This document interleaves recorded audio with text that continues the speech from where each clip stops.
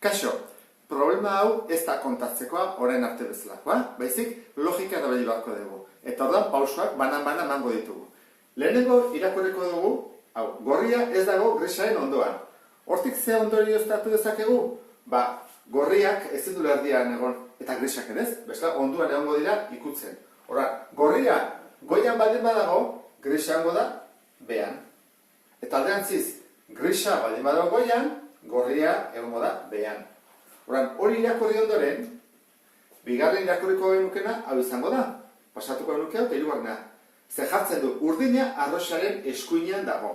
Horrek esan nahi du, ezin dutela ez egon, ez goian eta ez behean. Zergatik? Ze biak egon dute bat bestearen ondoan. Eta hemen dago hauetako bat, eta hemen dago hauetako bat. Horrek esan nahi du, hauek daudela erdiko lerro honetan. Orduan jarriko dugu, urdina arrosaren eskuinean dago. Orduan, hemen dago arrosa, eta hemen urdina. Honekin atea dugu. Jarraituko dugu honekin. Berdea ez da karratu bat. Berdea ez bada karratu bat, berdea zer da, olako bat. Orduan, berdeak behean egon behar du. Orduan, zesan nahi du, behean ja hartuta daudela biak. Ze behitu ze jartzen duen. Hau da, grisa eta berdea, edo gorria eta berdea. Orduan, hori erabili dugu. Eta hemen, urdina, zuria eta grisaren artean dago. Orduan, grisak hemen ezin du, hemen egon daiteke, eta hemen ere bai. Baina, zuriak behan ezin du egon.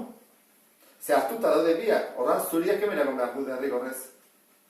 Orduan, zuria hor baldin badago, behan esaten du, zuria eta grisaren artean. Behan dago, grisa.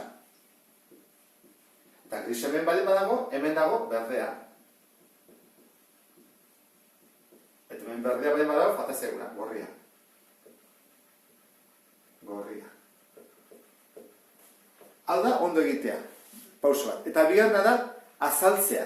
Ze, ebalatzen dutenak, ikusten dute ez, ondo dagoela bakarrik, baizik nola azaldu dezuten. Eta hortarako, pixka bat, ze pauso eman dituzue. Lehenengoa, laugarrena, hirugarrena eta bigarrena, eta zango. Beste bat arte, ondo izan.